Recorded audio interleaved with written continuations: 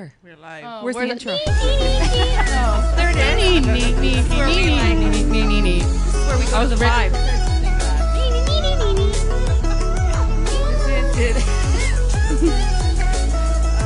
We've kind of like adopted the song for ourselves. Like, you know, Halsey can't have it back. Hey. It's got a good vibe, right? Hey guys, welcome to our Thursday evening space and Anything Goes with Mirella and Julia. And in typical fashion, we are just a tad fashionably late, but that's kind of how we roll. We are super excited, just like we are every single week. We are here with special guests, Grauer, Cleoni Crawford, Chantel Anderson. Hello. And you know, if you guys know how we go, there is no coincidences, and there's always a reason why we have certain guests to talk about certain things on our show. So we are so excited. Thank you as always. I want to thank you guys. Julia and I want to thank the loyal viewers, our friendships, online and offline. You guys are absolutely awesome. Thank you so much for the love and support every single week. We want to thank Frequency 5 FM and Maria and Joseph. Thank you so much. And I have to tell you, we cannot do the show without thanking our sponsors, James Casco Real Estate and Joseph Stetter of the Celebrate Group. Thank you guys so much. And let's just get right into it. We have had... Whoa, like what a month of very powerful, very thought-provoking, very profound discussions and guests on our show, okay? And we are just continuing this. Apparently there's a Mercury retrograde thing in the air, and I can't wait till it's over, and I hope it's over already. But I have to tell you, I want to start this conversation off. I want to give a special shout out to Johnny Basteo, who was on our show last Thursday night. And it was the first time, even though we tackled the underlying themes of addiction, it was the first time that Anything Goes really tackled it head on. And he was amazing, and he shared his truth, and he shared his story. And I want to give a shout out to him and his journey, because before, during, and after all this week, we've been getting messages about thank you, the show helps, the story helped, the transparency helped, right? And this is why, and it's powerful for so many people. So thank you so much. And I know that you three lovely ladies have a lot of stuff to say, and so I'm going to also preface it by saying, Julia, once in a while we'll break out into song, perhaps, or what I do. Maybe some comedic humor, and just like that. You guys feel free to join in, whatever you like. You guys as well. Why not? Anything goes. And you guys let us know who is tuned in. We'll get to all your comments. We love the engagement. Thank you so much. So this is a topic that's very near and dear to me, and I've gotten to know these lovely ladies, and like I said, I feel like all three of you have your own stories that are individual to yourselves, but also very similar, and we often talk about self-love or lack thereof. We talk about self-awareness of how we are, if at all. We talk about self-empowerment or lack thereof. We talk about self-worth or lack thereof, right? And each one of you have a story. So I want to kick this off by saying, I'll let them answer. Before tonight's show, I asked all three guests, what would they say, or what words would they describe the worst time in their life? And then what words would they describe to talk about where they're at right now in their life? Okay? And all three of you share it, so I want you guys to share that. And then we're going to get into some intros about who you guys are and what you guys are all about. So, Christine, let's start with you. And why did you choose those words? Yes. Okay, my words were, it was really tough to choose. You said very one tough word to describe my greatest challenge and my greatest triumph, right? Yes. And so, to come up with one word for my greatest challenge was challenging. Yes. And in the end, it was abuse. So that was the theme through my life, through my childhood, through my first boyfriend. And so it went from physical abuse, and that was for 6 years. And then it was my partner that I was with for 10 years, and that was mental, emotional, verbal, and sexual abuse. And so, and then it went more subtle even. It was and then it went to, well, I guess it was still verbal, but it went to my own son, who I had to stand up to and find my own voice, to my own young adult son. And so abuse was the theme Pretty much. through my life. Yes. And so, yeah, I say that was in different. So, I mean, parenting came up because, you know, it was parenting my son, but in the end, it was abuse throughout. And it was that empowered me, and that was necessary for me to achieve my greatest triumph, which is my self-mastery. And you know what? The fact that you use self-mastering, I think, is really profound. First of all, I just want to say, guys, and I know of Christine's story and journey. And as I said when we kicked off the show tonight, there have been some pretty, as there is every week on our show, some pretty profound wow moments. And when you first talked about your lifetime, I guess, of abuse and what have you, there's different phases of it. There's different kinds of it. And you've experienced it with different relationships, you know. And then when you use self-mastering, just that choice of words, right? Words. Because what that tells me is you became the master of your life, yourself, your journey, but your soul. Right?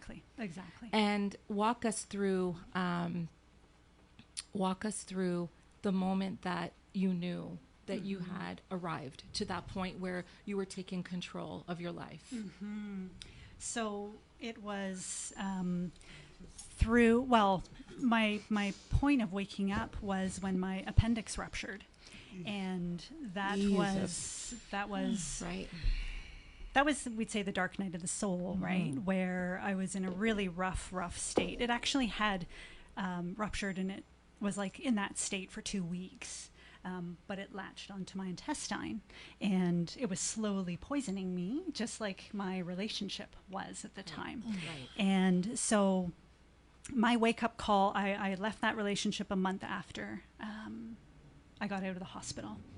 I saw my naturopath, and we had talked about it. And I mean, I had thought about splitting for a number of years, right? But the fear kicks in, the fear of change, the fear of the unknown.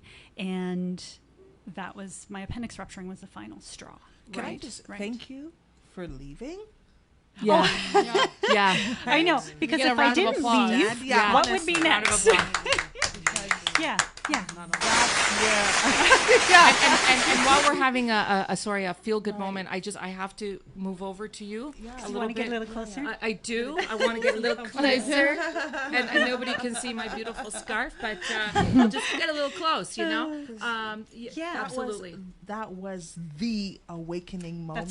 That's right. And Yes. in a lot of cases, a lot of people don't get a second chance. Yes. So, like, and that's, for me, was if an appendix rupture, and I mean, I had strep throat twice a year.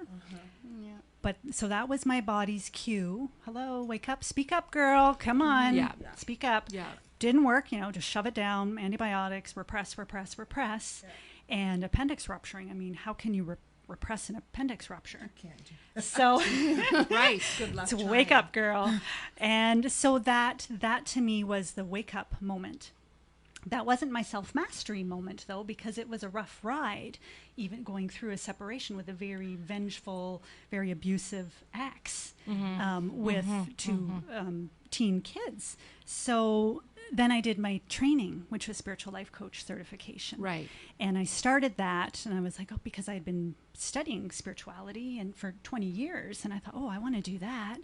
And you know, my coach would do his lessons, and I'd be like, oh, I don't need that. My family was great growing up, right? Whoa. Yeah.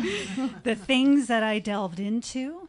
So what I've come to learn is that I have a protective personality that wants to protect me and wants to protect my memories, and it wants to prevent me from experiencing pain.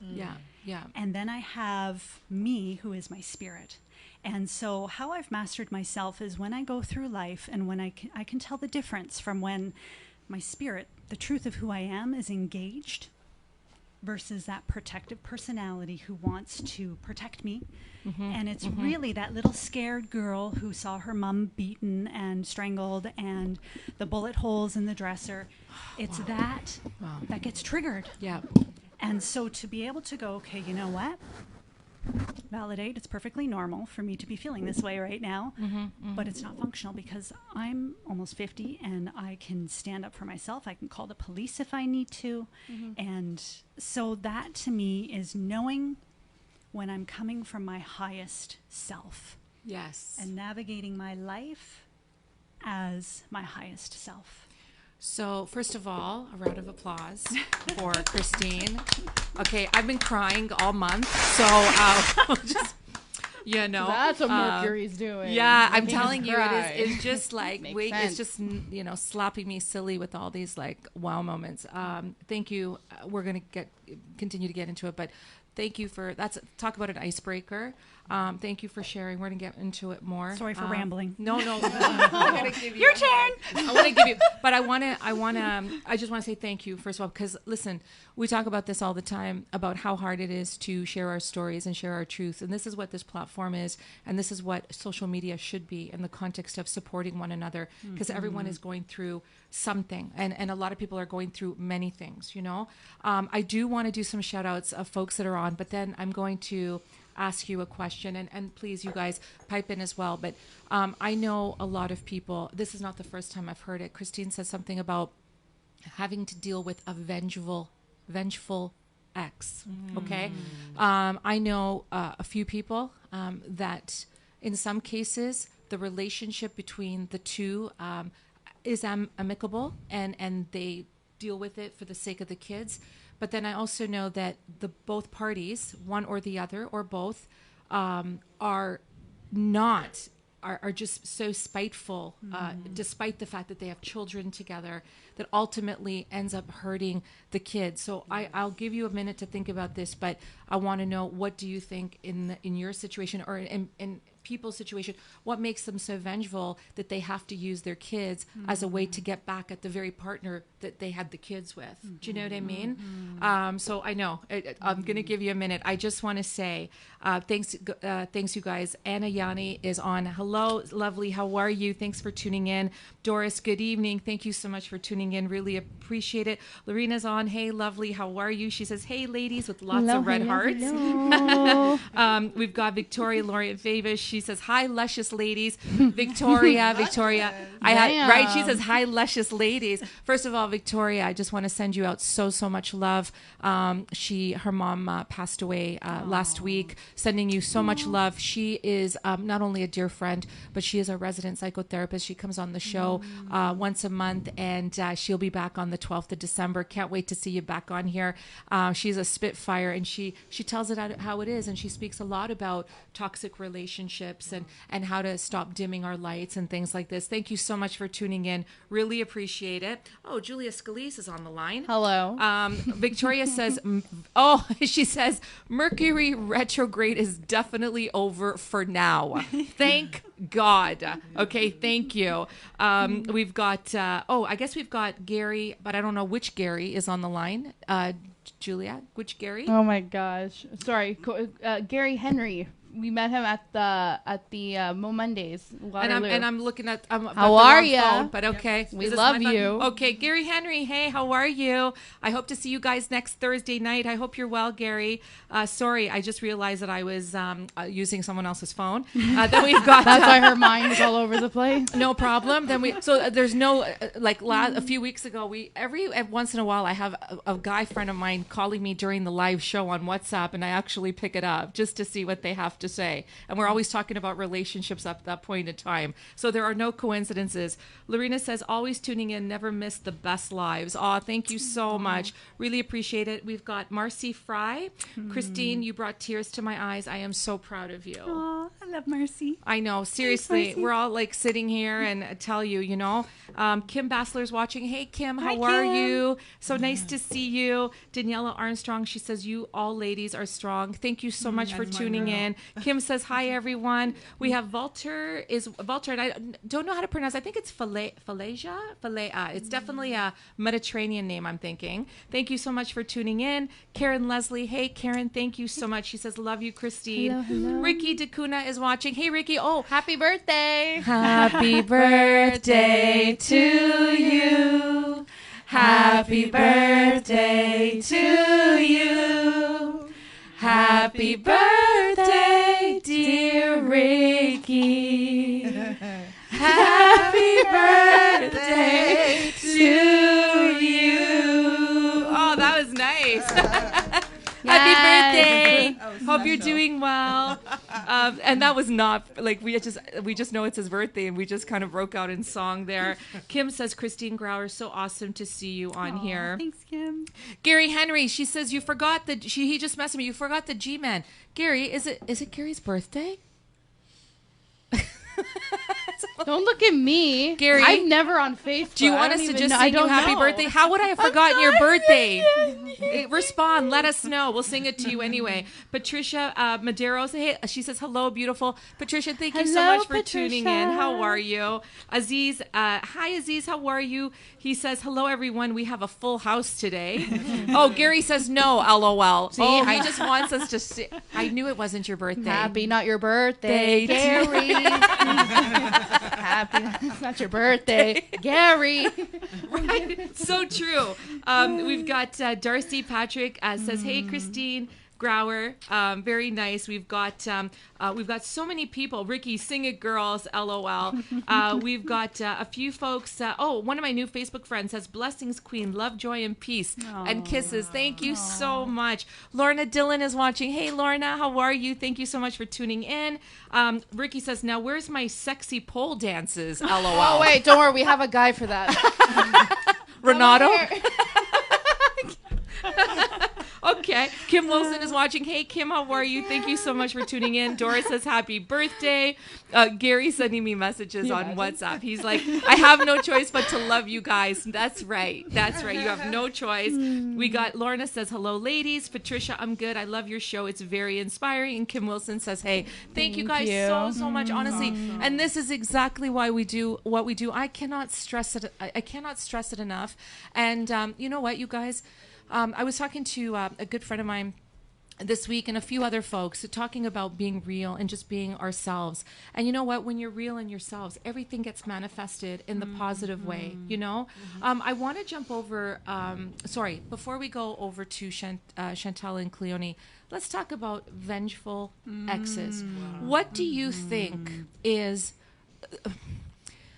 I don't know if there's a thought process, but what is the reason behind it? What do you think is the rationale why people will become so vindictive that they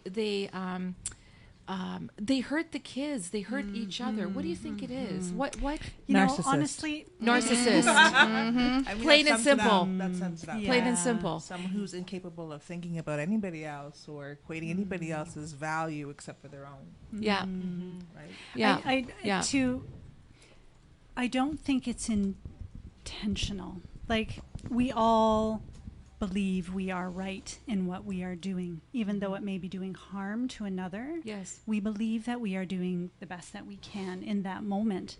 And for vengeful exes, I think that they are hurting so much. Yeah. For whatever reason. It could be from that particular relationship, or maybe it goes deeper. Maybe it goes from before. right? Yeah, And they don't know how to handle emotion and feeling. And so the only way they can deal with it is to externalize it and to lash out. Good word. Yeah. So I think that's all. yeah. It's not knowing how to handle what's going on in here. And this is where the This is self-mastery interesting. comes This in. this is interesting. Shout out to my special friend, and he knows who he is.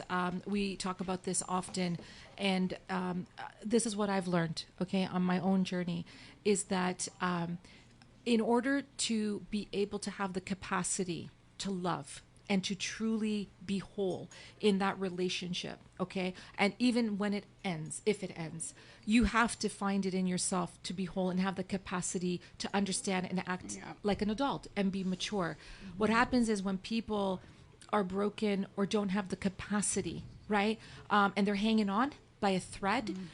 Anything that makes the situation even more vulnerable, all of a sudden, like, the claws come out, right? Because people are dealing with so much inner turmoil that they don't know how to handle it. And so who's the person that gets the worst of it? The one that they're That's a narcissist. That's a narcissist. Yeah.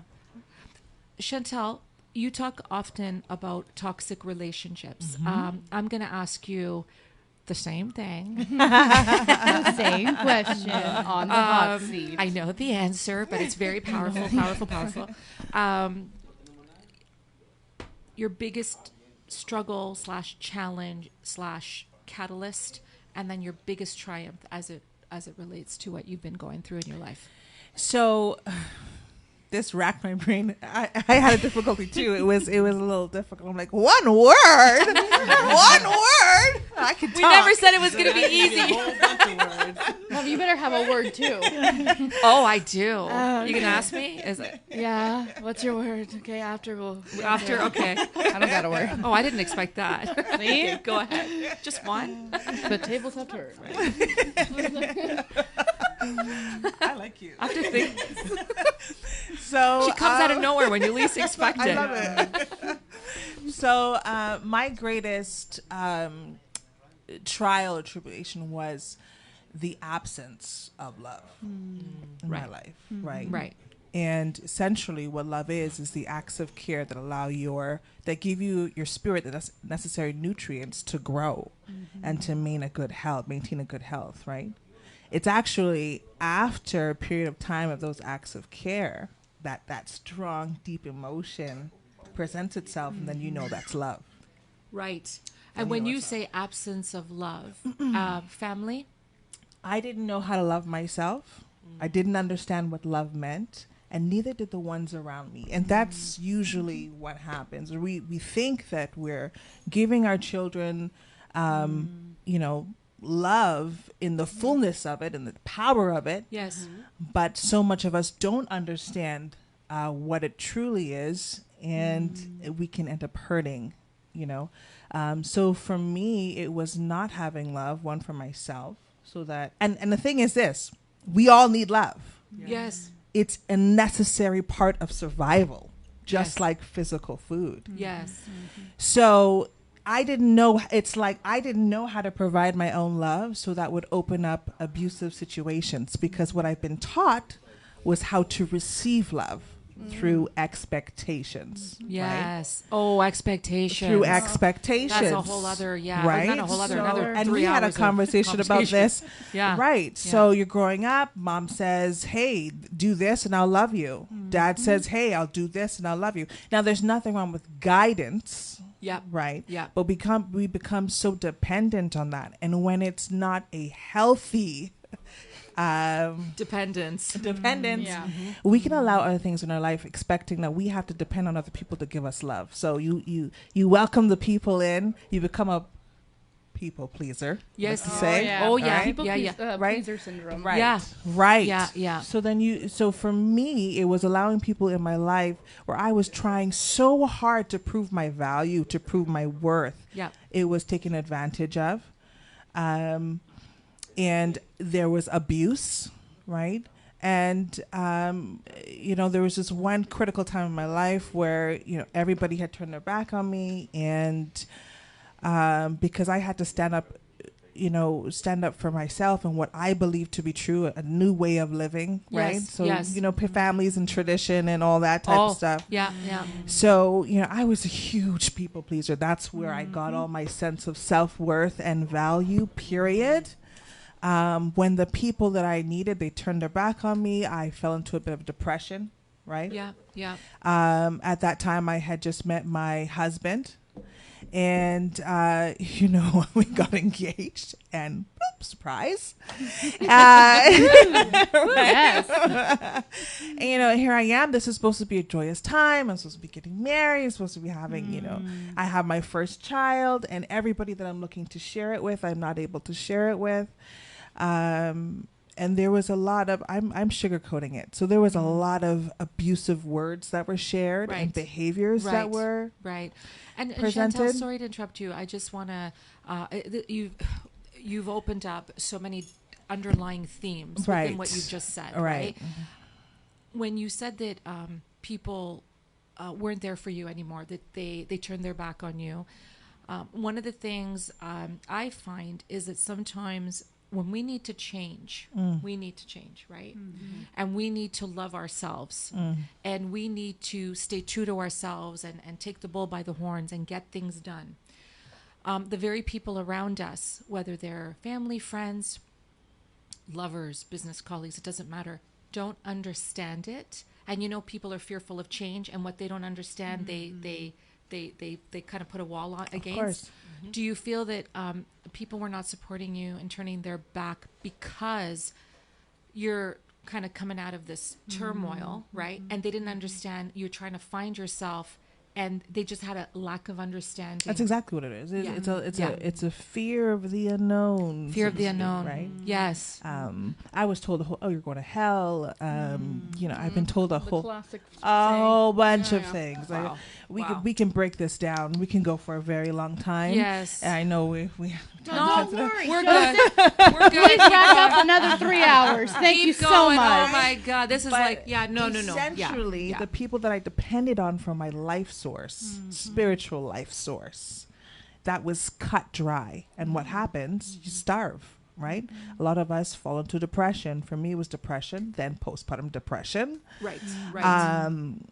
I'd be stuck in my room most days, barely ate, barely bathed, didn't really sleep. How long did this go on for? Ooh, A while, right? Mm-hmm. And I was so terrified of everything in my apartment. I would be afraid to go by the balcony because I'd fantasize about dropping my daughter over. Or Okay. cooking in the kitchen. I'd be, don't put her in the stove, don't put her in the stove, don't put her in the stove, don't put her in the stove. It's the worst thing because you can't believe that you're having these feelings. Yes. And so on top of that, you're beating yourself down. Let me tell you, there is nobody out there who could beat you up like you can beat yourself up. And you know what? 100%. Again, I go back to Johnny, our guest last week, and a few other people who have said it in different ways, but he said it like this: the thinking disease or overthinking disease, or however. And your feelings, the way you felt with the depression and the postpartum depression, I know they're closely related, but how much of this need for love and then losing this love or not having it available to you affected your way of being able to charge forward when you got married and had your absolutely, it completely, because we had started off and we were not financially secure. Right. So that was so the person that I was supposed to, this one last person I was expecting to be able to lean on, we weren't at the best because things were stressful. We're both young people, both starting out. Yes. So it completely removed the legs from under me. So altogether. Right. There was no right. Altogether it was gone. Altogether. So where you are right now, based on right? Yeah. I saw your baby outside. Absolutely gorgeous. Number 5. I can't believe it. I gosh. can't believe it. Congratulations. Thank Like you. beautiful. Thank you. When you look back to, and we're gonna deep dive into these lives and Yeah. journeys. Don't you worry. Okay, we're getting. But when you talk about, I want to give a prelude to everyone's stories because there are all these themes, as you know. When you look back to all of this and now where you are now, how would you say things have changed? Or yes, The presence of love. That's it. the presence of love. And I got to tell you, this hits hard because not having enough love for ourselves is absolutely destructive. We know this, right? Let's go back just to when you were saying about and a few others guests have said this about, like, you're guided by your parents, and it's like, clean your room, and it's like, oh, if I clean my room, I'll be loved. Yes. Oh, go do this. Oh, I'll be loved, right? there's always this expectation that comes with you do something, I will love you, right? Whatever happened to just loving, Yeah. right? And just being and just caring and just being present in it. And so from a young age, this is what ends up happening. And then when you've got these catalysts with all the like you said, those folks that are supposed to be your lifeline and your support, and it's one thing after another, how can you not fall into the depression and fall into, do you know what I mean? Because Absolutely. and then I'll take it one step further. There's a lot of self-blame. Of course. Self-blame. Of course. You see, this is the thing, and this is something that's so common among so many people, because it's it's like, all right, some people may do it with their jobs, they might do it with their careers, their profession, their children, so to speak, right? Yes, yes. So as long as I'm pouring my love into these children and they love me back, I'm great. And then what happens when they grow off and they live in their own lives and they're married and mom's at home and she doesn't know what to do with herself. She has to find her self-worth. She has to figure out who she is again.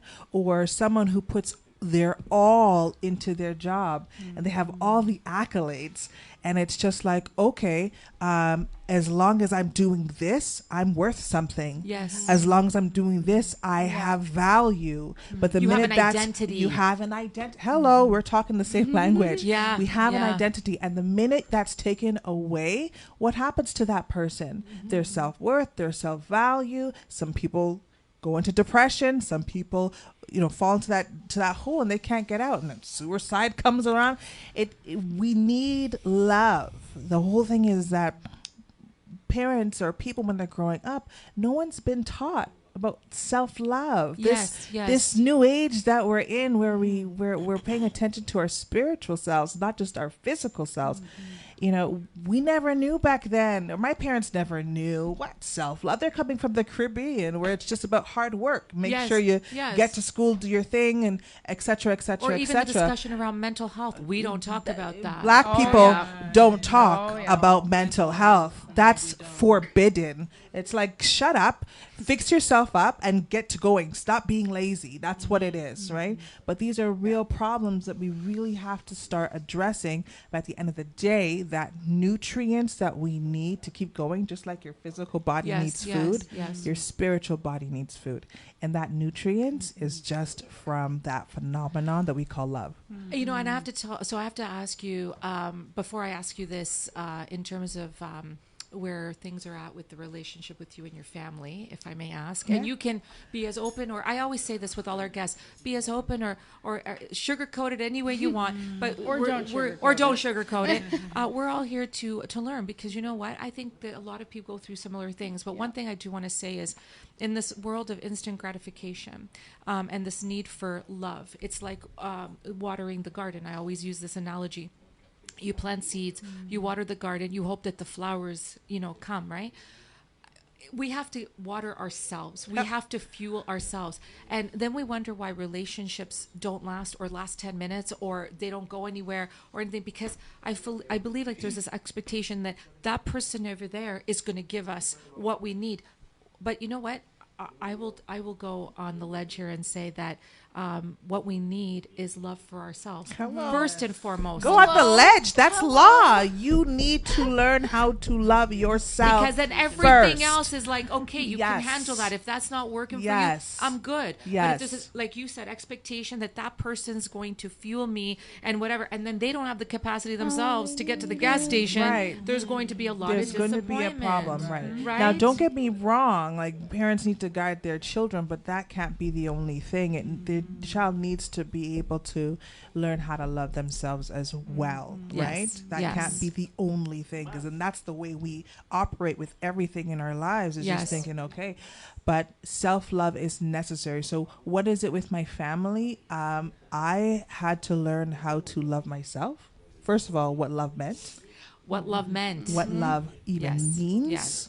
right? Then how to love myself.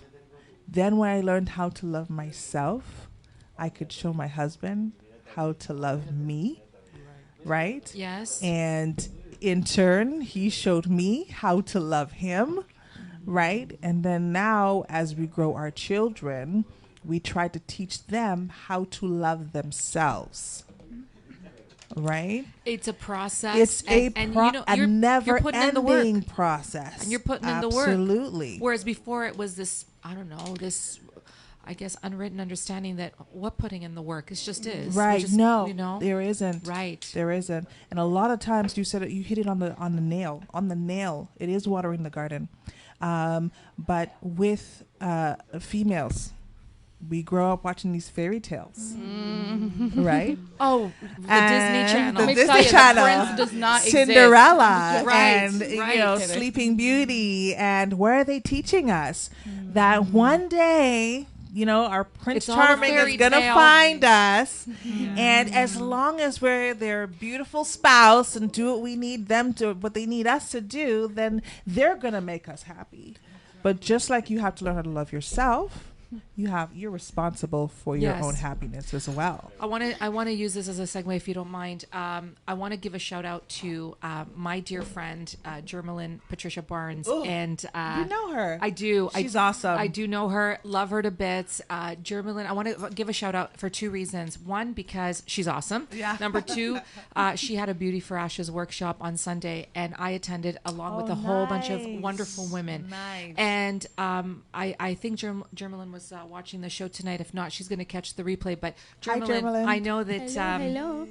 she's awesome, and I know that this is going to resonate with her because in the workshop, it was an amazing workshop, by the way, you guys, and she's very transparent and she's very open about what she's been through, right?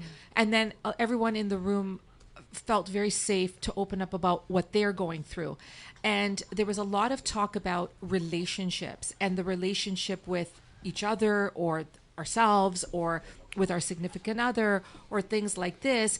And what's really important is she talks often, and this is why I wanted to do, the shout out, but at this particular point, mention this, communication is key. So tell me when a about it. communication doesn't exist or there's a breakdown, well, everything else kind of dissipates with it as well, right? And thank you.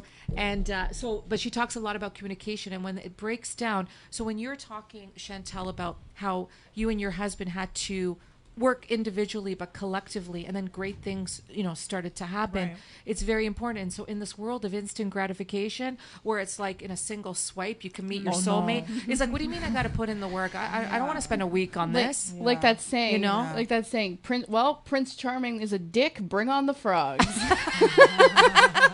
Is there a saying that says I've that? never heard that. Yeah, it's from, I forget where it's from. It's from, There is it's from something. I forget where I've heard it from, but that's what it is. Well, Prince Charming is a dick, bring on the frogs.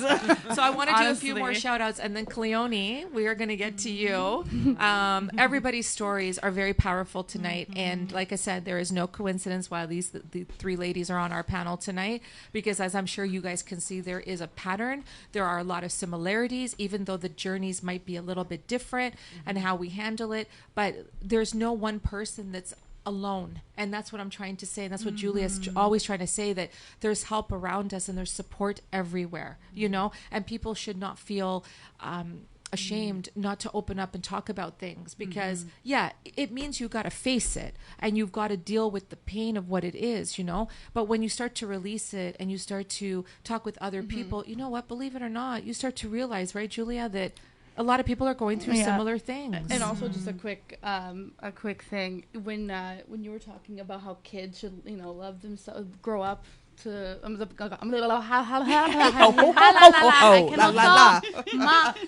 One of your voices. Okay, so let me rewind for a minute. Okay, no, when we were talking about how the parents should, the parents, of course, guide their kids and they love themselves and stuff like that. And being like 24, okay, when I always go around schools, when I was in school, when I see kids who are younger than me and they make one mistake, it could be like the simplest thing, like, oh, I colored outside of the line or stuff like that. When I would hear it, I hate myself. And you have kids saying, and I'm like, True, yeah. what? Yeah. And they're like, ha, I'm just joking. I'm like, No, you're not. Yeah. Right. you're not kidding. And where does that come from, right? Yeah, and like- where does that come from? Yeah. Obviously from, there are surroundings. Yeah. They have to learn it from somewhere. You know what? My parents are awesome. Love them to bits. And many of you know that if it wasn't for my mom and dad, I don't know where I would have been after my husband passed. I say this all the time. But my parents, not a but, they're very loving, but they just always wanted the best for us, right? So I would get 80 and my brother, and would study. My brother wouldn't study and he'd get 90, but that's okay. I'm okay with that. But my mom and dad were the kind of like, yeah, 80 is good, but you know, where's the 90? But they were just trying to push for like to achieve, right? Whereas my kids, like, yo, Mom, I got a 50 in math. I passed though. I'm like, okay, thank God. Good. I'm just Thank kidding, God. No, but like my late husband and I had that premise, and I still do, where you got 70, you did your best. You got 65, you did your best. You know, that's okay. You passed. You learned from that. It's an experience. You move on. You know what I'm saying? Because I'm going to tell you why, you guys.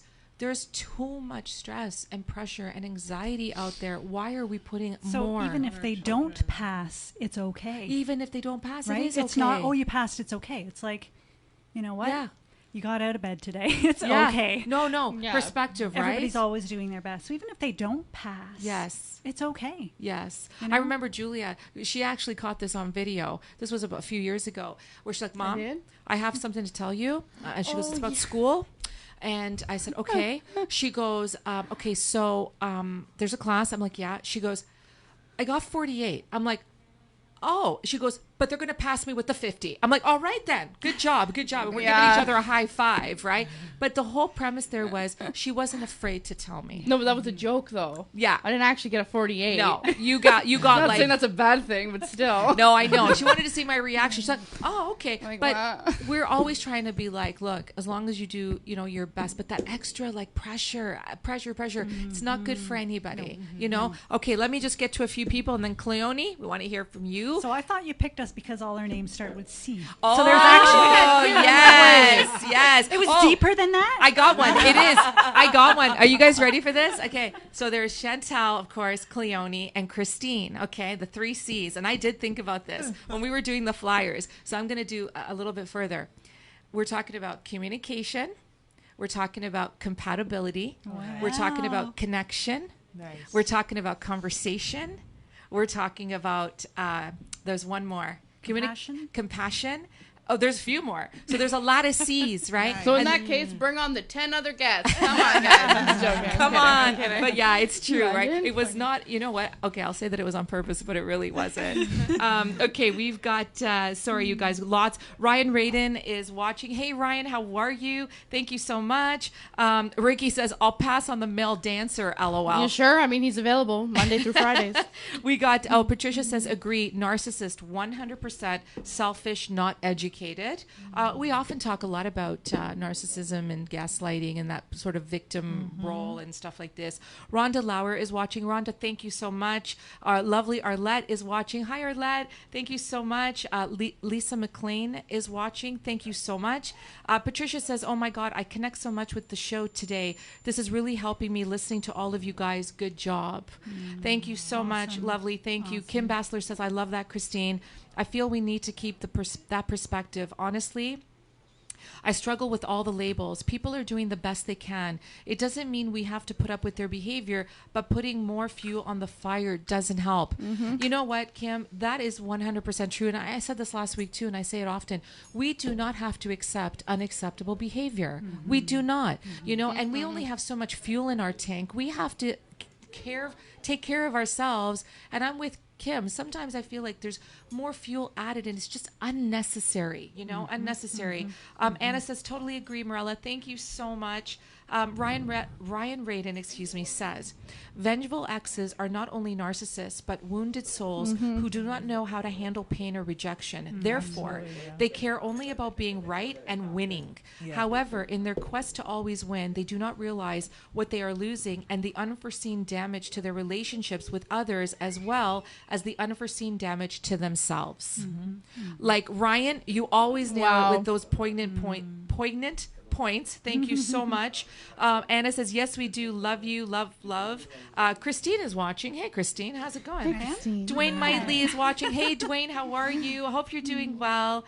He says, good evening. Petra Grant is watching. Hey, lovely. How are you? Hey. Sophia Ricketts is on. She says, hi, Chantel. Hey, Sophia. Dwayne says, then they weren't the right ones. Good thing they showed their colors now and not 20, 30, 40 years down the line. And that's absolutely true. You know, we often talk about dodging bullets in the metaphor way, in terms of like, you know, the higher universe is showing us signs, right?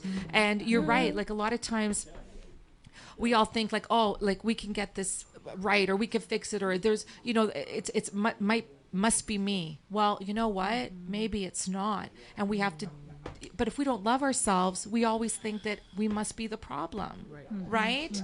I just want to say, Jamelia Gregory is watching. Jamelia, how are you? Hello, I saw hello. Jamelia at Germalin's workshop. Thank you so much for tuning in. Sorry, I hope I get this right. Lidui Alu?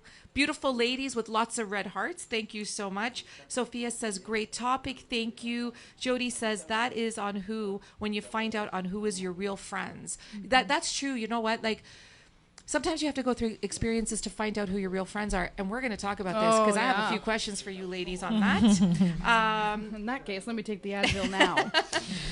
No, but you know what? Those are bitter pills to swallow. But you know what? It's like we were talking about toxic relationships and unacceptable behavior. Just because someone is in our life or has come into our life doesn't mean that we don't stay true to ourselves. And a lot of people cannot handle that. And we might have to, but sometimes we might lose friendships along the way, right? And that's tough, but we'll get to that. Kim Bassler says, preach, all we need is love. Absolutely. Lorna says, hashtag love yourself first. 100%. Kim says, you are speaking my language. Love yourself. Lorna says, having expectations often leads to disappointment. Yeah. So I don't expect Very, anything very anymore. true. Gloria Bryan is watching. Hey, lovely. How are you? Hope you're doing well. Germalyn is watching. Hey, Germalyn, we just gave you a shout out a little while ago. Hope you're doing well. We all agreed you're awesome. And your workshop was amazing. Anna says, yes, beautiful parents, because Anna and I have known each other since we were young girls, and they know my mom and she knows my mom and dad very well. Thank you so much. We have Nikuzi John Marie is watching. Thank you so much. Gloria says, hey girls. Dermalyn says, hey queens. And Hey, Gloria queens. says, glad I could join tonight. Thank you so much, lovely. Thank you. Cleoni, you have a story and a half as well. You've been through a lot. breath. I know. Let's talk about, and I know your story as well. Talk about one or two or more words that would describe the biggest catalyst and the driving force behind you empowering yourself, and what you would say what words you would use to describe where you're at now in your life. Okay. And I'm going to get closer because nobody can see me. I don't know. I'm like against the. It's okay. That's okay as long as they can hear me. It's all right. We're nice and toasty here. Okay, go on. So for me, the first word that I would use to describe the lowest point would be dismal.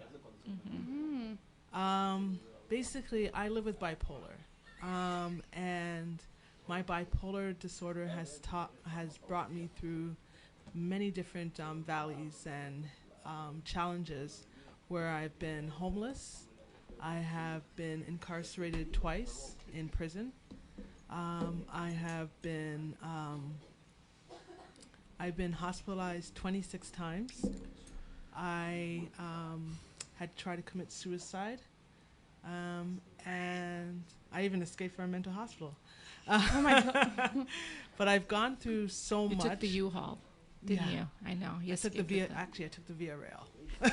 And then she Twittered her location. We were listening to a bit of her story. I'm at Timmy's. So, yeah, I would say dismal was the word to describe. I had gone through so much. I lost so much. There was even a period where I even lost my sister and my cousin and my aunt within just a few years. My sister's death was really hard for me because she was only 17. And then, she died in a car accident.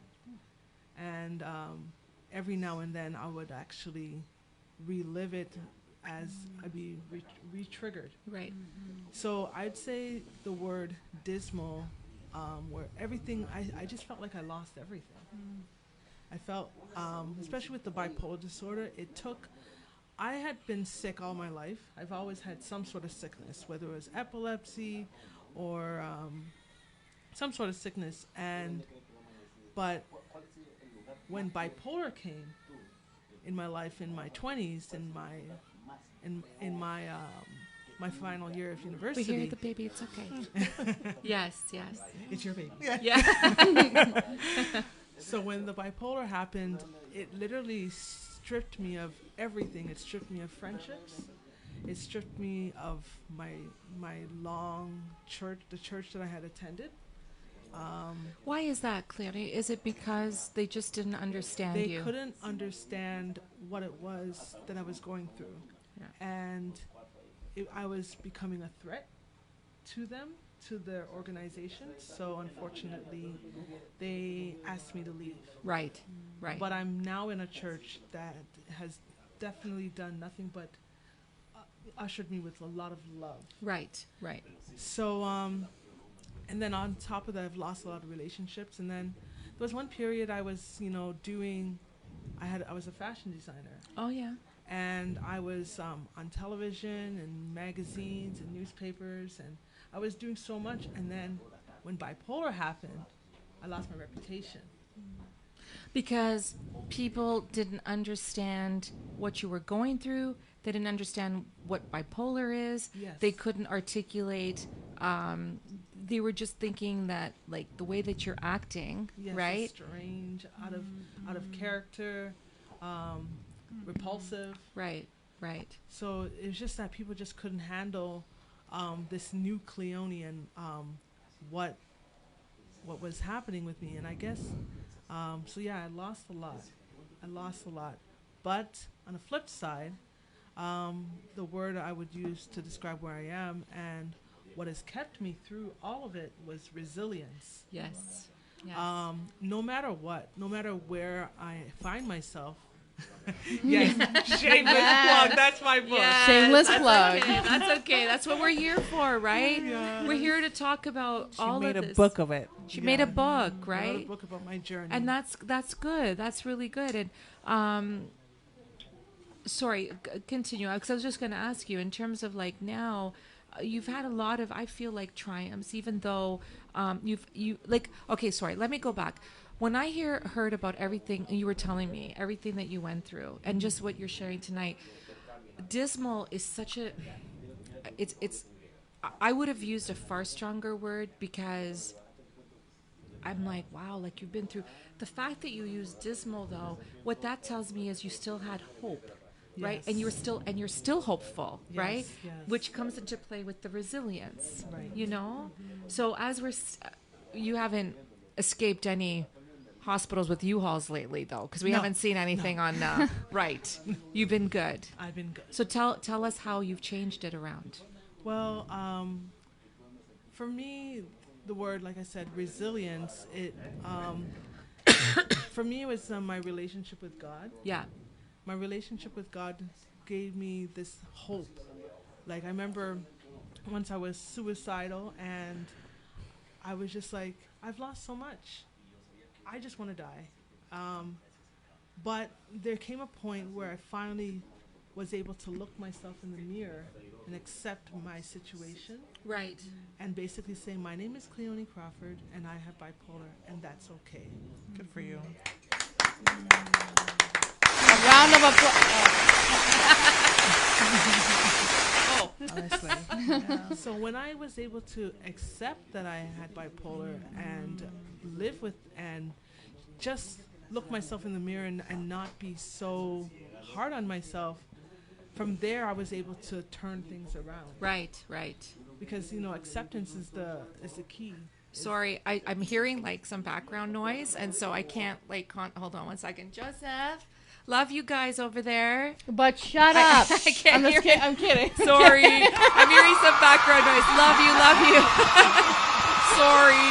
Because Cleoni's speaking so, like, you know, and I want everybody to hear it. Sorry, guys. Thank you. Joseph, No, I know. I'm just hearing some background music and some noise. And I'm like, just shut up. No, come on. It's out of love. It's out of love. It's out of love. No. But I was just going to say, I try to be as politically correct He's like as choking possible. on his water. Love you guys. I was just going to ask you guys too, like all three of you, but Cleoni, like we'll start with you. While you were going through all of this, and as you've kind of started to overcome and be resilient, how much or how little role did your family play in either the positive or the negative side of things? Well, there were some family members who really couldn't handle what I was going through, and they rejected me, and they laughed at me, and it was challenging. But there were other family members, like my sister and my mother, who basically stuck through it all. They went through it with me, and they they stuck through it, and they went through it with me. They always gave me encouraging words, and that was helpful. The affirmation, because one of my love languages is affirmations. Yes. And so just having them let me know that they loved me despite the things that I had gone through. Yes. was so helpful. And then there was also my church, my new church, APC Ministries. ABC Ministries. So that new church where I had a pastor who, no matter, I came into the church literally broken. Yes. I felt like as though I lost so much, and that nobody wanted me around because of who I was now. But when I went to that church, the pastor there, he ushered me, he accepted me for who I was, and he gave me lots of affirmation, letting me know that this is just a season that you're in. Yeah. And that there is hope for the future, and just to keep pressing. And I remember there was even one period, just segue, there was a period where I felt like I didn't have hope, and I remember I was walking in Pickering to church. I was forcing myself to get to church because I was just like, if I could just make it there, I know I can make it one more day to hear a word of encouragement. Right. And I remember walking to across the bridge on White's Road, and I remember standing over the 401 bridge, and I remember looking over the bridge, and I was like, you know what?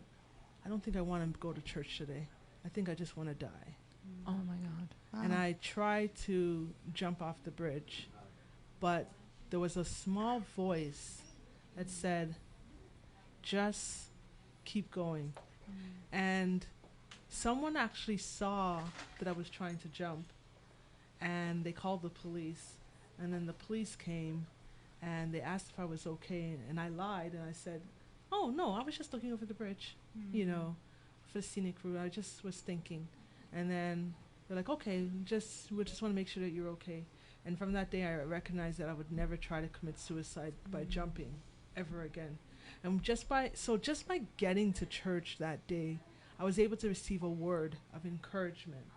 And every time, even though I was going through my depression and everything, just being in that atmosphere where I could hear a song, especially my book's called The Music of My Life.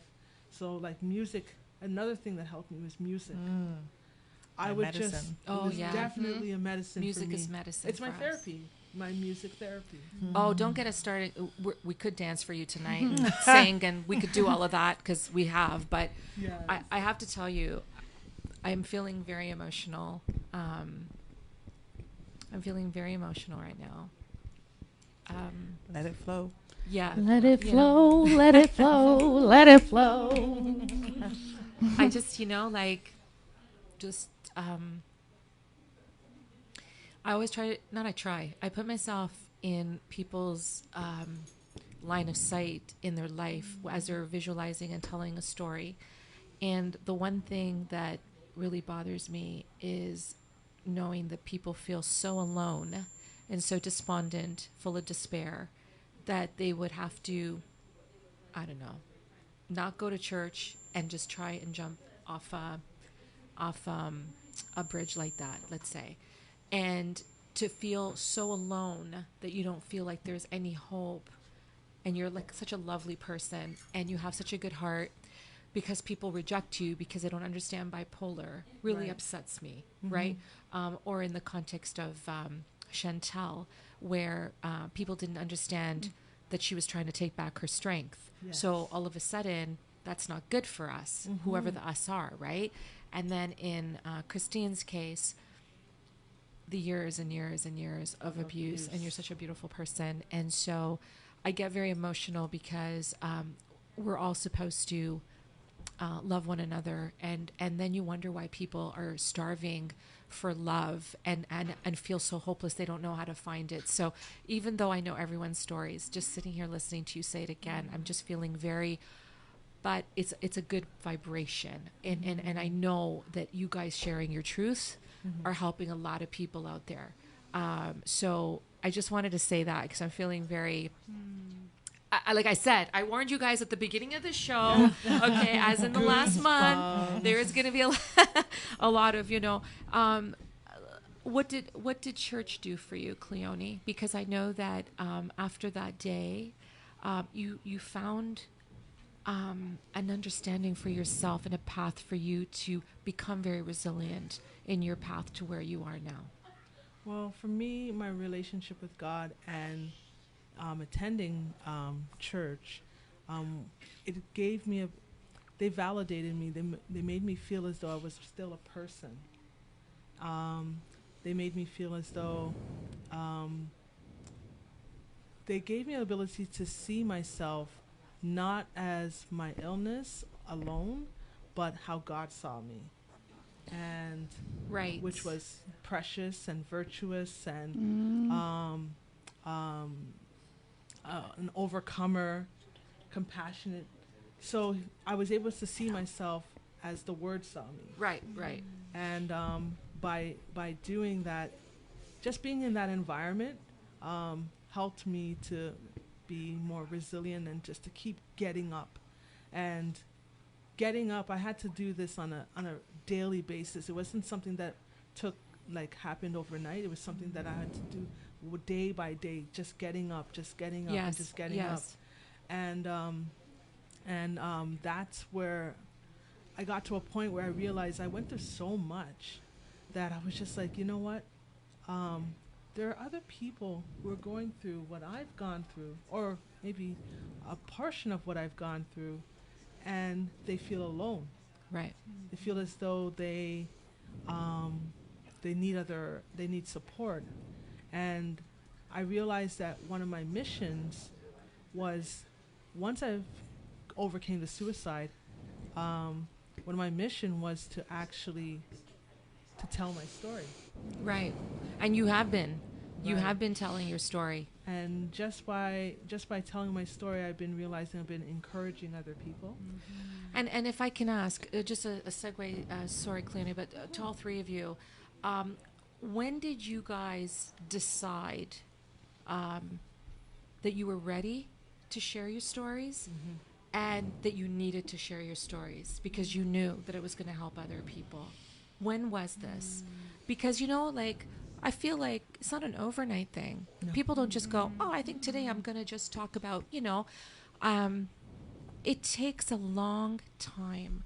So when was it for each of you that you decided to become more open with your truths and what you went through and sharing, whether it be on social media or through a book or on stages or even just a conversation with ladies at a coffee place, When did you say, enough is enough, I need to start talking about this? Christine, when was it for you? Yeah, like you said, for me it wasn't an overnight thing at all. So I did my spiritual life coach training, and in that my life completely transformed. And I began helping clients and their lives transformed. And then, so I was going through this stuff with my son, and I managed to just be calm and happy through it all. And people were like, whoa. Calm And and then- happy through it all. Yes, Yeah, right? Yeah. And so then people were like, well, you should write a book. And then I'd say, oh, you don't know the half of it. Like, so then I was like, Several books. Yeah. And I thought, well, there's such power in this work. And if I can endure what I've gone through and feel unconditional love every day and unlimited joy and love, regardless of what's going on outside of me. Yeah. Yeah. And if I can feel this way, then I want others to feel this way. And the only way that I can help others is by letting others know what I've gone through. Otherwise, how can they know? And it's only in seeing that hope, right? Because when we're in it, it feels so heavy and so hopeless. And yeah, so when others are in that state and then they can see that there's somebody who's been there and look at them today. And so that it's through that, like just feeling freaking awesome myself and going, you know what, other people need to feel this. And it's so doable. Like it's so doable. And for everyone out there that thinks it's not doable and that you can't do it, you can do it. Yes. And we're all with you and you have so much support. You have no idea. You have no idea. I listened to you speak at the Hub Inc. that Kim Nelson put together. That's the first time we met. Yeah. And just so you guys know, we always say how we know our guests. I met Christine in Waterloo at the Hub Inc. Event a couple months ago. Absolutely was wowed by your just genuine beauty inside and out. Cleoni and Chantel, I met through Facebook and mutual connections, and we developed a beautiful friendship. And you can develop a beautiful friendship online and understand each other's, pain and struggles, but also triumphs. And then I got to talking to them, got to know them, and that's why the three of them with their stories are on the show tonight. Chantel, yourself, in terms of I know you've been very open. You do a lot of stuff online and you're sharing your story. When was it for you where you thought to yourself, you know what? I need to start not shouting out from the rooftop necessarily, but if you are, that's great too. When did you decide that, you know what, you could help other people by opening up, about what you went through? Okay, well, I wasn't able to share anything until healing took place. Yes. Because when you're in the midst of that, you're extremely sensitive, and opening up about something that is so fragile can do more damage if it's with the wrong person, right? Yes. So it was healing first. And then I think I've always had a nature to always help others in those times of need. Right. So from as far back as I can remember. So I was always doing that. It wasn't something that I thought about. Hey, I can do it, Right. My specific story didn't come onto the table until healing had taken place. Right. And then you felt whole, more whole that you could articulate what you were going through. Once you can, when you're able to tell a story, right, and change someone's perspective. They were just tripping over the same chord because there was some misunderstanding. But once you're able to take those two and connect the ends, yes, it fills you up.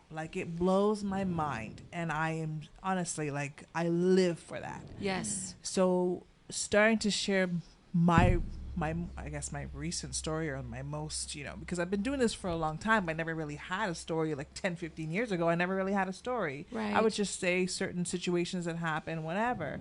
But when I share my complete story and I see the difference it can make in others, then I was just yeah, okay, let's do this. Oh, I know. It's this one, this happened. Okay. And then this happened. Yeah. Oh, and as a result of this, and then as a result of this, and it is a life story, isn't it? Right. I want to do some shout outs, and then I want to talk about something that I feel is a very important, not that this is very important, but as an extension of this. As I teased in the promos, right? Women empowering women, okay? We're always listening to women empowerment, women empowering other women. But I also want to, also be transparent that, listen, I've been passed up for promotions in my career by women who were intimidated and threatened by me. Tell me about it. And I'm like, I don't want your job. I just want to be friends. No, but I didn't even want to be friends necessarily. I just wanted I worked my butt off. I worked, I know that what I'm good at. I know what I'm not good at.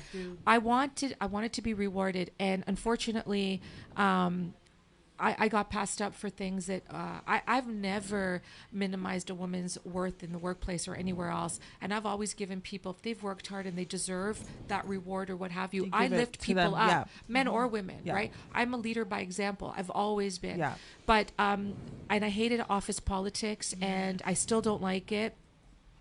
And I find that women can be, and I'll say it, that they can be catty and they can be jealous and they can be so manipulative that it under the guise of women empowering women, they're doing everything to undermine because they're feeling like just threatened by certain things. And I always had that thing like, I don't want your job. I just want what I've worked for. Let's all work together. Let's be greater together.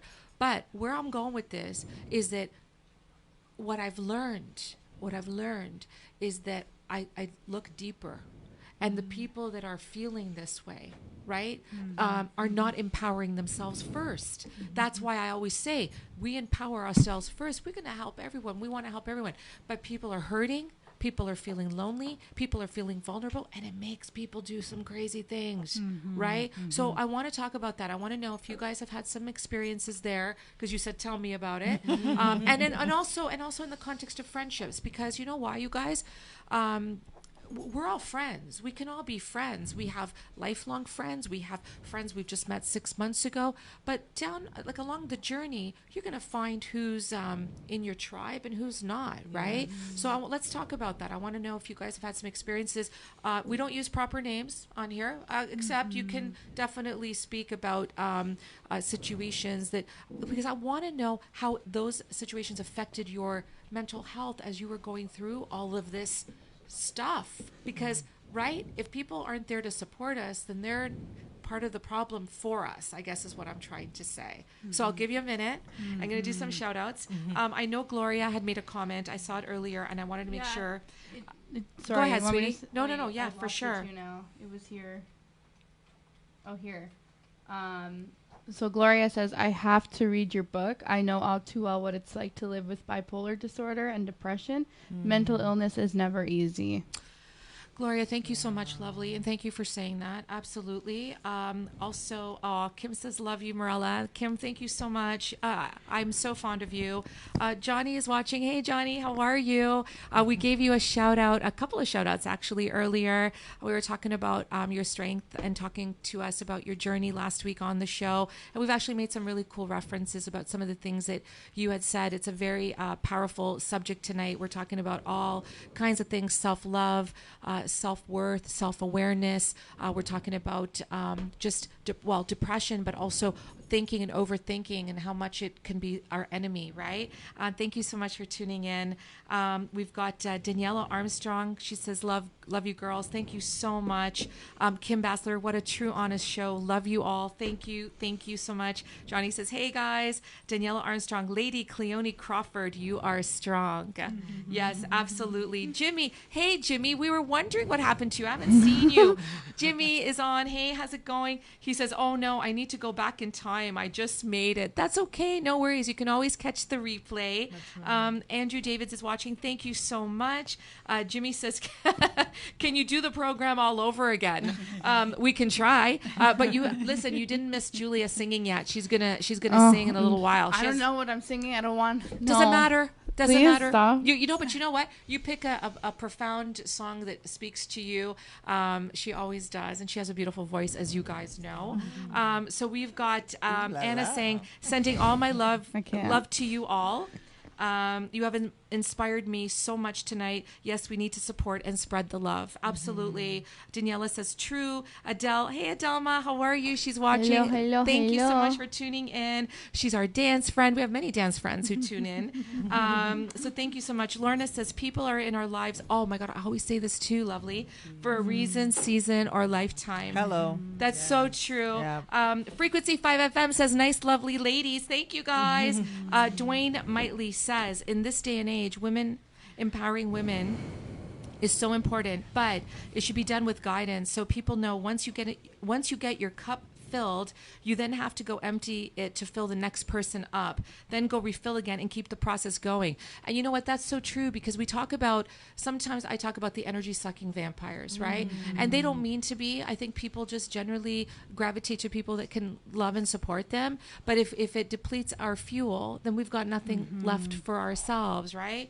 Dwayne, thank you so much for that. Yes, Frequency 5, we want Julia to sing too. Adelma says, Julia, please sing. I think you guys should spam the chat. Julia, please sing. And hey, requests are welcome. I shy. Don't talk to Adelma me. says, Don't I'll talk be to watching me. the replay. Just got in. Thank you so much. Oh, Lorna, I'm every woman. So fitting for tonight.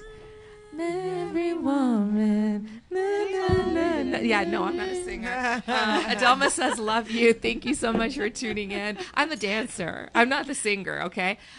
Let's talk about, and I want to be cognizant of time, but Joseph said, hey, we can go all night long. Okay. All night. All night long. I love Lionel Richie. I can't even lie.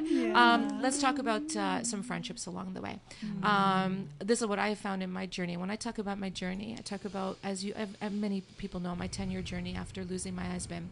And I find that I've gotten some of the biggest support and love from people that I've just met, and then some of the people that I felt should have understood me and have been there for a long time didn't understand me anymore. Yes. And it's not that I stopped loving them. I just could not. We just stopped being in the same, I guess, gravitational path. So Chantel, does that spark anything for you in terms of your journey, and how have you dealt with it? I have one friend. Well, that's not family related, because yes, like I have family, right? Yes. Right. But we've been friends over 15 years, and what keeps us together is that we're both just as passionate about progressing and supporting and becoming the next level us. Yes. And I find that so important. I've had to shed a lot of friends along the way. I mean, not every leaf was meant to stay on the tree, right? Right. Yeah, that's it. How did it make you feel when you had to maybe part ways, and maybe you didn't not feel like you wanted to, but how did it make you feel like you felt like you had to? Yeah. You had to. Sorry. Right. No, I know. At the end of the day, yeah. Right? If you're not, like, if you can't help to serve, and I hear what I'm saying, if you're not able to help serve my well-being, if you're taking away from me my ability to thrive, then you can't be here. And like you said with the garden, it's just like, oh yeah, it's one of my favorite analogies. It's true. I always use it. If you're hindering those plants from growing, what do we do with those weeds? We pick them out from the root. Yeah, right. Always. And it's not easy, but it has to be done. It is. It's not easy if you don't understand fully why you're doing it. Yes. If you understand why you're doing it, it won't matter to you. That's right. That's right. And we have different friends, different relationships, right? Yep. Not every friend is meant to be your best friend. Right. I have different level, but in my one circle, I got one friend, nice. Right? Yes. And that's how it's been. I've had situations where I used to be a hairstylist for many years. Yeah. Okay. And I was a top seller, right? Produced the most, had with the most clients and produced the most products, selling. Yeah. And I got fired. Why? Yeah. Why? I don't know. I'm curious. Why? You know, why would do you I think? get? Well, I believe that I feel like there was friction there, but there was friction for no reason. I'm a happy, go lucky individual. And can I say what something? Problem did I give you? Can I say something? I always say, in my experiences, when people act a certain way, let's say, and in the case of like you were a top performer and you got let go, a lot of times it's not that people are unhappy with where we are. they're unhappy with where they're not. Yeah. Okay, and they're threatened by our strength. That's all it is. Right? And that's what it is, right? Yeah. So if you keep thinking that it's because of you, then it's going to be hard to separate. But That's if you it. understand it's just their problem and it has absolutely nothing to do with you, it's not hard to separate. Right. Right. Because you know what? The old me would have been like, okay, What? maybe to a certain extent I might still be, but no. But the old me would have been like, I'm sorry, what the hell? Are you kidding me right now? And you know what? Even now, maybe I would have been like not happy about it and I might have a conversation. But I'm like, you know what? This is absolutely meant to happen like this. Thank you. Yeah. And on to the next, because it's redirecting me to where it redirected you to where you had to be. And not every friend was meant to be your best friend. Exactly. Do you feel like people feel like they have to be your best friend? Sometimes they feel like we need to be best friends right away. Sorry. No. That takes a little bit of time, though. Right. Yeah, it takes a Not little bit. everybody You gotta was- earn that. Right. Not It's so everybody's true. meant to be your best friend. That's and true. that's okay. Yes, you're Because right. we're all different. Thank you, Chantel, for sharing. Cleoni, I know with you as well, you've lost a few friends along the way because they didn't understand about your bipolar. They didn't understand what you were. How do you feel about it? Do you feel empowered, though? Like, do you feel like, okay, so I lost a few friends, but I've gained a few friends and supports. How have you dealt with that? Some of it caused grief, Yeah. because you would think that they would understand what you're going through, Yeah.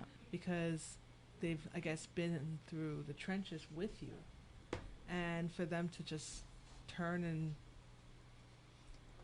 go away, it's just like, there's that moment of grief where you feel as though you feel you've lost something. But then when you start to look at the situation and look at the bigger perspective, you realize that it was there's a journey, there's a place where there's a place where you're going that they can't come with you in that new journey.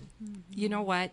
You nailed it right there. And that is very, very profound, because you know that. You're in tune with that. You know it. They don't, right? But you know it, and you just keep going, Yes, right? right. Because they're meant to be at that. Again, I think Lorna, someone said it on the thread, The season, reason, lifetime. Right. It's so true, right? Yeah. And you're okay with understanding that, right? Yes. Whereas before, maybe we would have been like, "Oh, this sucks. Why is this going on?" But you're okay with it because you know you're on a higher path for yourself and your Right. journey, right? Christine, do you resonate with that? Yeah. Oh, absolutely the same. And it's reason, season, lifetime is Yeah. exactly it. Yeah. And people will come in and out as needed. And for me, I think of it of an energy thing that like attracts like, right? And so whoever comes into our life is meant to be there for a purpose. Yes. And when that purpose has been fulfilled, then they will fall away. So in my case, things just fell away naturally. And then there were ebbs and flows. And then I wouldn't talk to somebody for 5 years, and then they do their work, and then I do my work, and then we'd meet up Right. at a certain place. But they did their work. They did their Yeah. work. Yeah. And so it just, for me, it happened very naturally. And because I was very self-aware, that I was okay with it all and understanding with it all. And Right. okay, you know Right. what, this is just the way it needs to be right now. And all three of you have talked about the same thing. You empowered yourselves. You empowered yourselves, right? I have to say, it's really hot in here. Yeah, And I I'm was taking off the scarf. Jimmy, don't get excited. My left leg is numb. I can't feel it. Like I keep fidgeting. I'm like, This is why I'm always wearing, because I know, right? Sorry, you You know guys, what I I mean? forgot to tell you. But anyway, Everything's hot. okay. All right, then. Sorry. dang it. So having said It's gonna be that, one of those podcasts, huh? Okay. So having said that, guys, I do want to do a few more shout outs, and then we want to get into sort of our speed round of final thoughts. And I want to do Julia's going to sing and a couple of announcements. And by the way, you guys, Cleoni, Christine, and Chantel can be found on Facebook. They can be found on Instagram. Please follow them. please connect with them. This is just the tip of the iceberg tonight. We just wanted you guys to, there were some really deep truisms tonight, right? But this is like we said, we could go on for hours. The relationships, the toxicity, the deep levels of communication breakdown, the depression, like everything that, finding ourselves. And this is what I said too, like sometimes when things are feeling like we're against all odds, right? It can go either way. That's when we decide to fight or we decide to give up. And you guys are all fighters. And Julia, on behalf of the both of us, we do want to give you guys a big round of applause because you've been through like a lot. And like I said, we could be on here for 4 hours, Tell me about it. So let's see what else these folks are saying. Thank you guys so much. A lot of engagement for sure. Oh, Lorna says I might be down with a duet.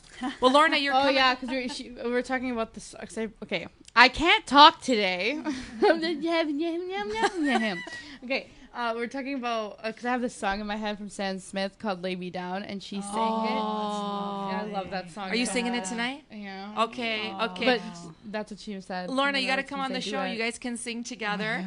Sorry, I know some of these. Oh my God, look at all the LOLs spamming in the chat. Thank you so much. Benjamin DeGraff is watching. Hey, Benjamin, how are you? Looking forward to seeing you next Thursday.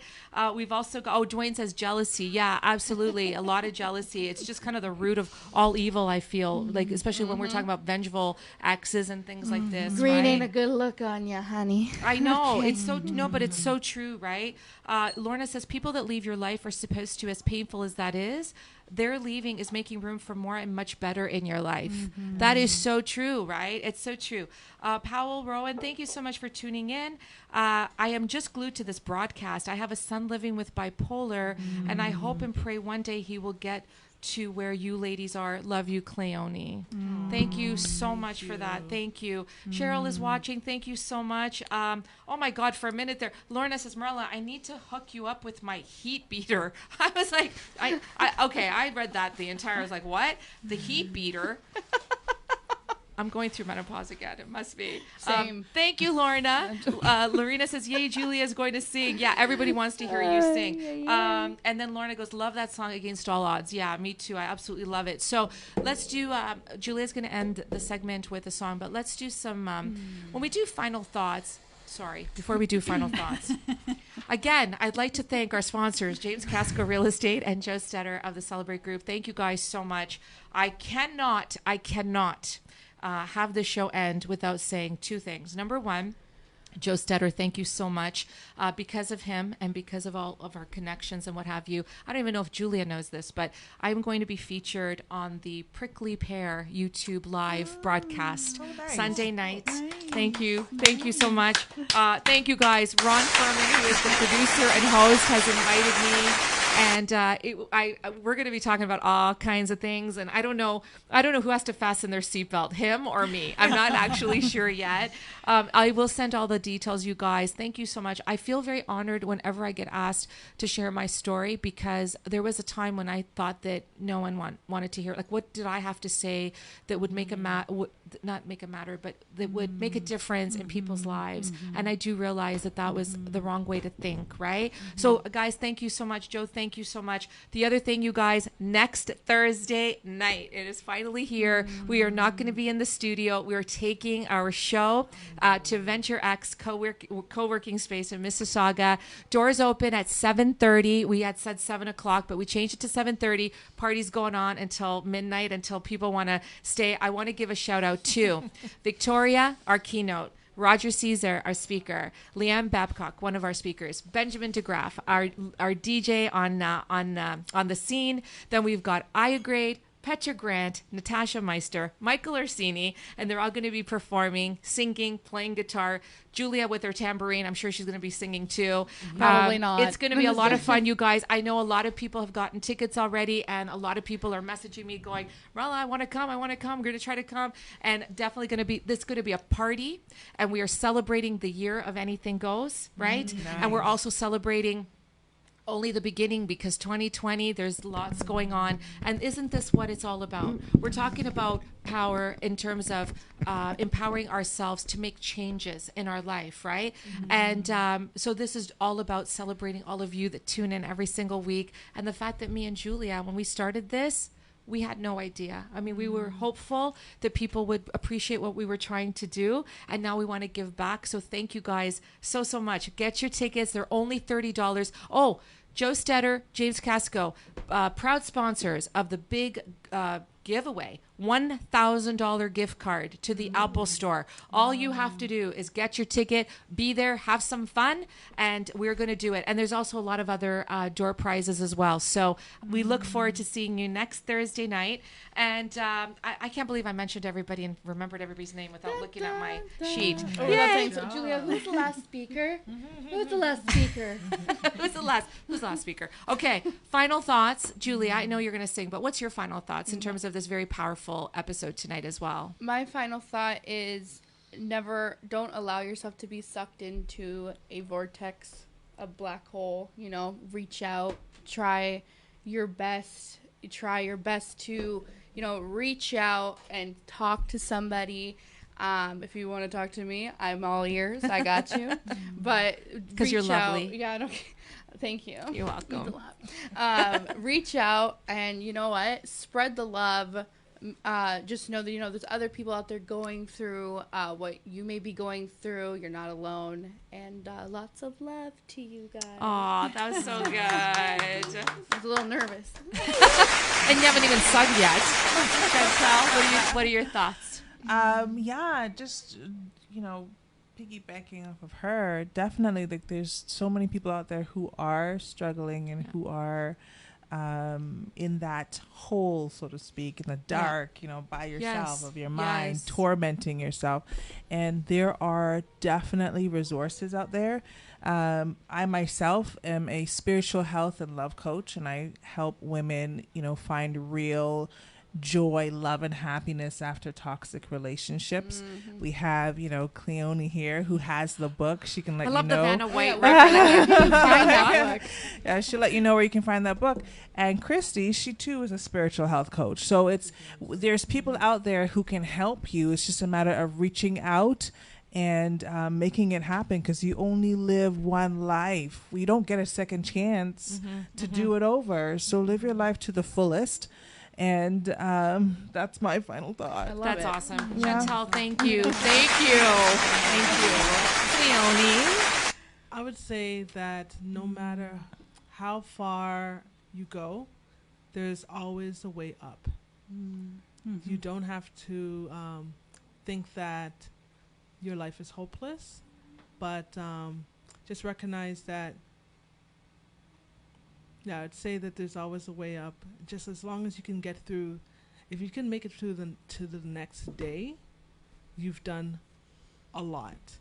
And just keep doing it day by day, especially for people with mental health challenges. Just want to encourage you that you might be in a dark hole, and you may feel as though there's no hope. But I just want to let you know that there is hope, that you can make it. You can do all. There's a scripture that says you can do all things through Christ that strengthens you. It's possible. So that's my word of encouragement. Beautiful. Thank you. Thank you. Christine. So for me, I want to give some tangible advice, for lack of a better word. And Cleoni, you said this, and it's so key. It's something that I teach all my clients, and it's to accept where they are and let it be okay. Yes. Let it be okay. And let it be normal. Let it be your normal. And when we can do that, then we step into our authenticity, and we can not only love ourselves, but we experience ourselves as love. We are love. We are God's love. That's what we are.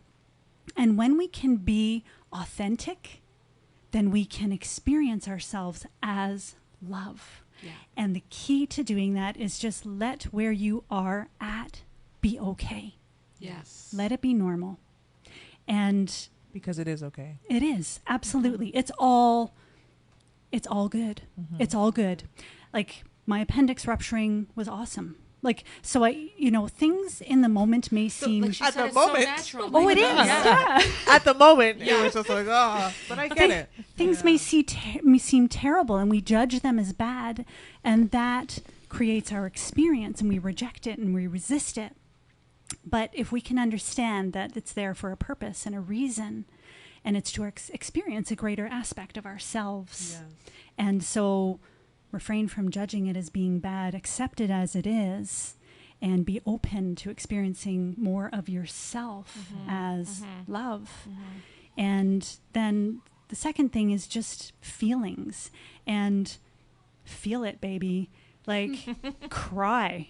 And, my friends will text me, I'm crying. I'm like, that's freaking awesome. Cry. Yes. Let it flow. Cry. I've been letting it flow all month.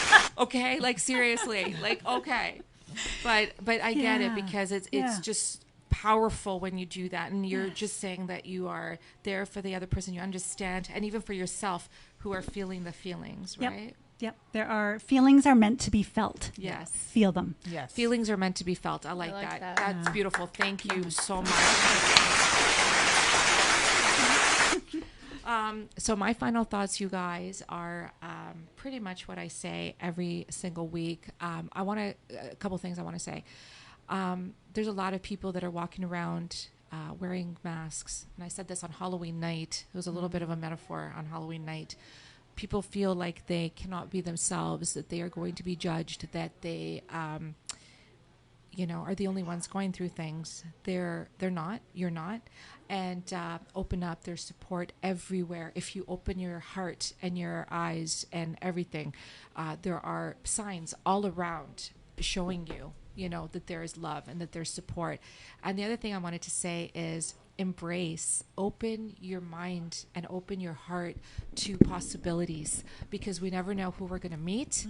We're never going to know, like, why, not even why. It's just, we'll know the why, right? But just embrace the opportunities that come, because everything happens for an absolute reason. And like Chantel said, and others, there is one life, and we all deserve to love ourselves, to love others, to be loved. And why should we accept anything less? We shouldn't have to.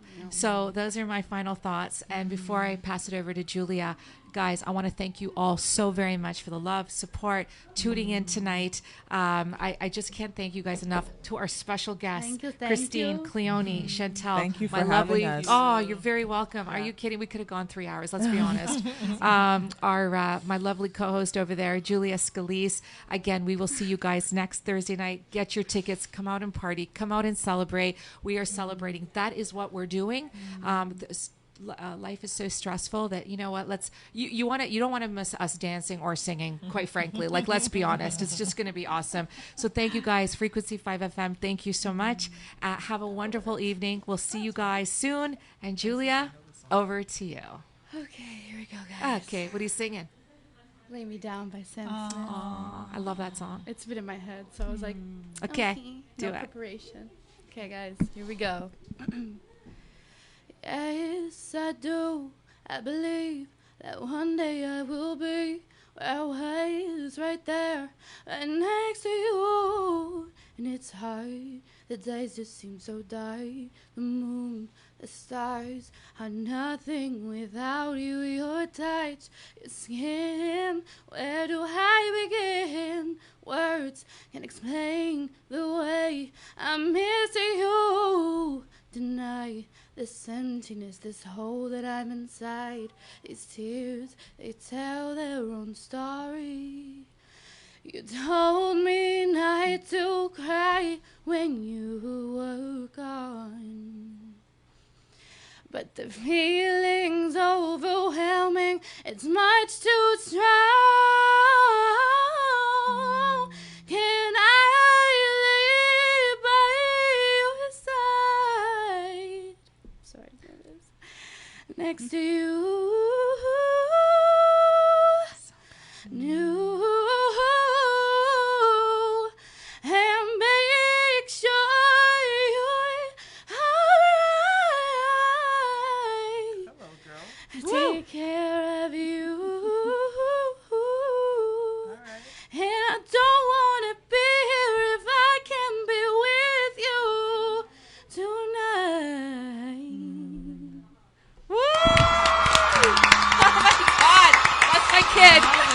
my kid. Just want to say, so freaking good. Oh my God, beautiful Julia. Thank you. Thank you guys. Have a good night. Thank you. So good. Where the heck did that come from? Once they start going louder. That was awesome. Thank you guys so much.